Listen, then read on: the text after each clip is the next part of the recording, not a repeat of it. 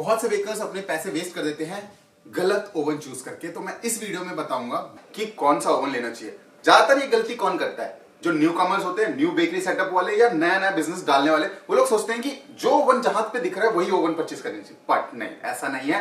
अगर आप लोग कन्वेक्शन ओवन सोच रहे हो तो कन्वेक्शन ओवन में सब बन जाता है, तो ऐसा नहीं है। अगर आप सोच रहे हो डेक ओवन में सब कुछ बन जाता है, तो ऐसा नहीं है। अगर आप सोचते हो कि भाई बहुत बड़ा ब्रांड है, बहुत नया नाम है और हर जगह आपको दिखने को मिल रहा है और उसमें सब कुछ बनता है, तो ऐसा भी नहीं है। तो इस वीडियो में आपको क्लियर करूंगा कि किस ओवन में कौन सा ओवन कहां पे काम आएगा और किस बेकर्स को क्या आइटम बनाना है, उस हिसाब से ओवन। देखो सिंपली मैं समझाता हूं आपको। अगर आप बेकर हो तो आपके प्रोडक्ट के हिसाब से ओवन होना चाहिए, ओवन के हिसाब से आपके प्रोडक्ट नहीं। तो सिंपली इस वीडियो में बने रहिएगा।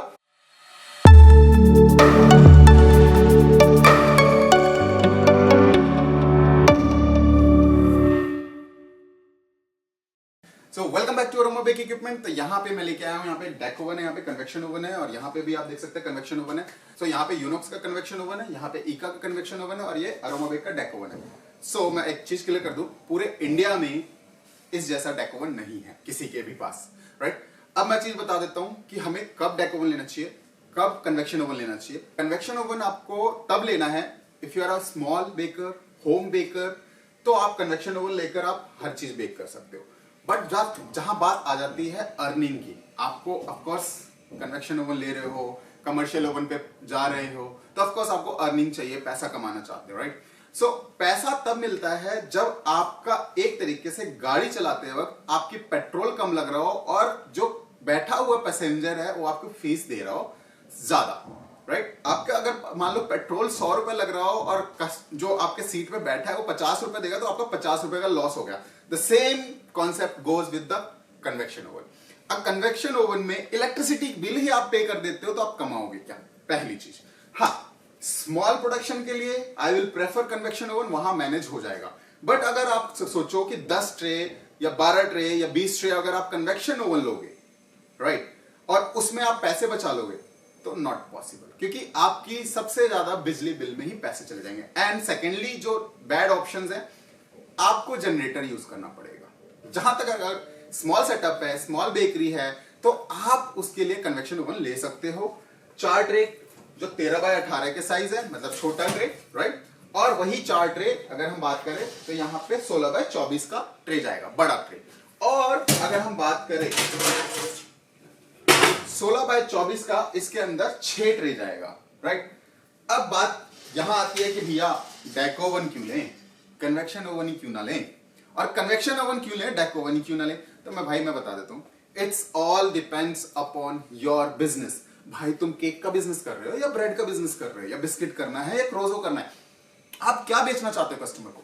अब जो भी चीज बेचना चाहते हो उसे तो परफेक्ट बनाओगे ना, या ऐसी कुछ भी दे दोगे। यार आप पैसे ले रहे हो ना, तो कस्टमर जो पैसे दे रहा है ना उसको परफेक्ट चाहिए। तो परफेक्ट बनाने के लिए मैं सिंपल बता देता हूं, convection oven is for biscuit, croissant, other item, but convection is not for pizza. हम बना सकते हैं, ऐसा नहीं है नहीं बनेगा, बनेगा, but not specialised for pizza, right. But अगर अब हम आ जाते हैं आर्टिस्टनल ब्रेड। अब आर्टिस्टनल ब्रेड अगर हम देखें तो इसके अंदर 1 2 3 4 5 6 7 8 9 10 11 12 10 8 पीस मान लो बना सकते हैं। बट इसके अंदर 2 से ज्यादा नहीं बना सकते हो, इसके अंदर 3 से ज्यादा नहीं बना सकते, 3 से 4 5 6, राइट। तो आप डिपेंड करता है कि आप इस रेंज में कितना प्रोडक्शन करना चाहते हो, क्या प्रोडक्ट है। अब मैं इसमें बिस्किट बनाऊं, राइट, तो बिस्किट के लिए मुझे यहां पे 2 ट्रे आएगा, राइट। अब 2 ट्रे आया, मान लो 2 किलो, तो यहां पे तो 4 ट्रे आएगा, 4 किलो आ गया, 4 किलो आ गया, तो एक, मतलब देख रहे हो प्रोडक्शन क्या हो रहा है। तो हमें उस हिसाब से देखना है कि क्या बेक करना चाहिए। सो फॉर कन्वेक्शन, अगर आप कन्वेक्शन ओवन ले रहे हैं तो उसमें आप बिस्किट्स, रस्क, फैन, जितने भी लेयरिंग वाली बटर वाली चीजें, जितने भी लाइक लेयर्स बनते हैं जैसे पेटिस, वो आप कन्वेक्शन ओवन में बेक कर सकते हो। और deck oven for bread production, for artisanal bread, और इसके अंदर भी सब कुछ बेक कर सकते हो डेक ओवन के अंदर। बट टेक्निक चाहिए, थोड़ा टेक्निक चाहिए समझने के लिए कि ये काम कैसे करता है। एक बार इसे सीख गए तो इस पे भी सब कुछ बेक कर सकते हो। कन्वेक्शन ओवन में इतनी मास्टरी की जरूरत नहीं होती है, जस्ट लगाया टेम्परेचर टाइमर लगाया, आपकी प्रॉपर पूरी ट्रे बेक करके पूरी मिल जाएगी। अब जैसे मैंने बताया कि स्मॉल बेकर्स को ये लेना चाहिए और बड़ा प्रोडक्शन करने के लिए ये लेना चाहिए।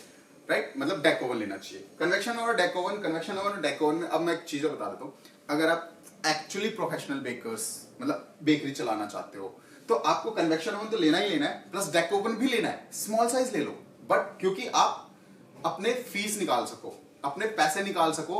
अगर आप सोचो कि डेक ओवन नहीं लेते हैं, कन्वेक्शन ओवन ले लिया, उसमें ब्रेड निकलेंगे 4, डेक ओवन में निकलेगी 20, आपका सेम मेहनत सब कुछ, और कॉस्टिंग इसकी बहुत कम आती है, प्रोडक्शन कॉस्ट कम आती है, इसकी थोड़ी सी हाई रहती है। तो चीजें समझो, आपकी मेहनत, लेबर प्लस इसके अंदर प्रोडक्शन कम होगा। ये अगर आपको बोल दिया जाए कि 50 ब्रेड बनाना है तो इसको आपको 6 घंटे चलाने पड़ जाएंगे।